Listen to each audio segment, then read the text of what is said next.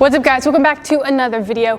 Today we have a requested topic. So this is going to be some strength and power exercises we use for our youth athletes, so around that middle school age. So it is really important that we're training youth athletes. Every athlete is different, so use discretion. Not every athlete is going to be the same regarding getting into the gym. However, it is important that you start training, building up some relative strength. So a lot of what we do build up that relative strength. You work on mechanics, just good form. You can really work on building up a solid foundation, building that base, so as they get older, they can build on top of that.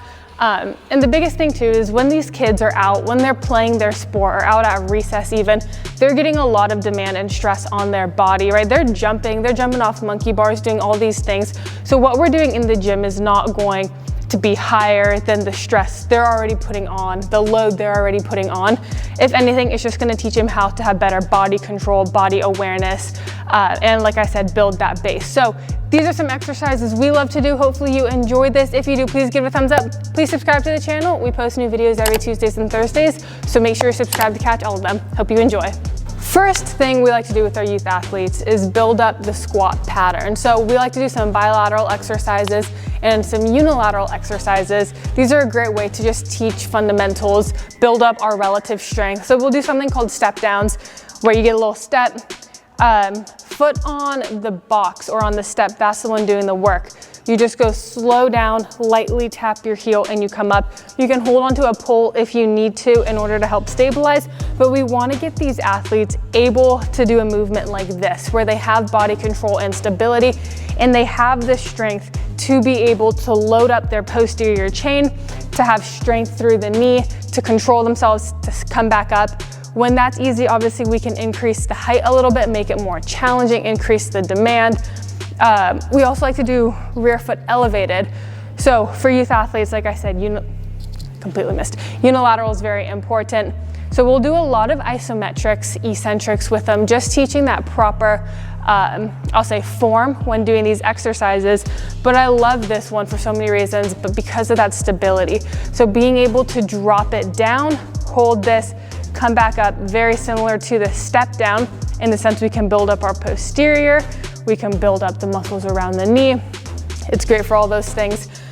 A simple lunge as well, right? If we're going reverse lunge right here, works everything. A split squat here and straight back up, right? We can do all these body weight. We can do these with some load, offset. There's a lot of things we can do. If we're going bilateral, I love doing a goblet squat. So you hold that load here, squat down, stand up. You can see a lot of deficiencies, little things you want to correct about a squat pattern. For example, if their knees cave in, if they roll up on the inside of their feet like that, if they like to bend, or if they don't have good extension. You can notice a lot of things, especially as a youth athlete, you can correct those patterns early on. So it's about building that solid base. Also love doing a sled. Obviously wouldn't load it this heavy, right? But working on that lean right here, right? This is gonna help with sprint mechanics. This is gonna be fantastic for building full body or lower body strength all the way down. Working on flexion, extension, foot and ankle strength, all these things, core strength, unilateral by nature. We can drive it, we can drag it to build up more of the anterior side. So all of these are fantastic at developing that squat pattern, those muscles needed, and building that base. Second category, we go posterior chain. So we're talking hinge pattern, thrust, bridge. We introduce an RDL pattern, so that more of that hinge. So first thing we'll do is we'll start with some type of like hip bridge, for example. So bridge means back's gonna be on the ground, whereas like a thrust, your back is gonna be on a box, on a bench, something. So just that basic hip bridge like this. We tell the athlete drive through the heels, drive your hips up, squeeze your butt. That's easy, we can go unilaterally, so single leg. We can also put our feet up on the box if we want to. Make it a little bit harder, so I'm here, right, same thing goes. Make that unilaterally as well. We can have it on a med ball if you want. Sorry for the excessively loud truck noise. We can have it on a med ball. So right here, drive it up. That makes it really hard as well. Great thing about that is you're working the calf as well, so that entire lower limb. We can hold this as an ISO to start, and then we kind of progress it. Also, we'll do a lot of stability ball hamstring curls, single leg, double leg, ISOs. I love doing this for those athletes. Here, hips stay high, curl it in, control. I love having to control that lengthening as you're lengthening your hamstrings and everything on the ball. Stability. Hip thrust, as I said, means we're going back on a box. So right here, right, we can just hit our normal hip thrust. We can go single leg, we can go barbell, dumbbell, foot elevated by putting our feet on a box. So that's kind of the hip bridge and thrust section we'll do. That brings us, if an athlete can and is a little bit more developed, we can hit like a Nordic, for example. We will usually start with an ISO or an eccentric. So we're here, core stays tight. The minute you feel everything engage, we hold it, we just build up that entire strength, and then we reset. That kind of just really fires up the back for these athletes. And then, like I mentioned, we'll introduce a hinge pattern. So sometimes hinging can be difficult for children, or for youth athletes, I'll say, because oftentimes they'll kind of bend their back like that. It's hard for them to get their hips back with their back flat. So sometimes, I don't want to throw them on a kettlebell swing, for example, if they don't have perfect form. So to teach them that form, we'll do something like a single leg cable RDL. This is one of my favorite ways to teach a youth athlete an RDL, because it kind of teaches that extension. So we'll be back here, you let it pull you, reach in the back, and then we come up. They can feel that localized in the hamstring, the glute. You get a feel for your back being flat, that pulling you forward. Obviously it's not one size fits all, so some athletes struggle with that. Other athletes really get the hang of that pattern, and then you give them a dumbbell and you just say, okay, reach down. And the premise of it is similar. But those are kind of ways we like to start working on building up that posterior chain. Third category is we always make sure to do frontal plane exercises with youth athletes. So that's something going side to side. A lot of what most people do is just that sagittal, so straight forward and back, like a lunge, for example, even a squat. We need to make sure we're working in that frontal plane, especially in athletics. A lot of it is side to side. So whether it's just teaching them how to get into that lateral lunge, right? Just keeping good position, loading it up, holding it as an ISO, whether we're doing like a crossover like that, keep it simple. A lot of times we won't even use weight. We just want the athlete to get the hang of moving their body side to side, being in control. We'll do something like a squat ISO with a slide, where you squat here and then you slide. So this is a way we'll progress eventually into a lateral lunge, because you have the athlete wait here, step out. So I'm in this position, which is very similar to that lateral lunge.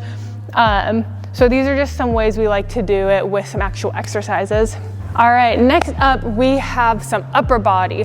So we try to keep this one pretty simple. A lot of youth athletes do not have much upper body strength. That being said, we don't want to put them under dumbbells or a bar until they can express a base level of upper body strength. So we keep it simple. We go push-ups, they can do it on the ground, bust them out. If they can't, we go to a box. We hit a bunch of different tempos, some shoulder taps, things in there to help build it up. We also do a lot of pull-ups. So if an athlete cannot do an actual pull-up, we go banded pull-ups. We do a lot of negatives.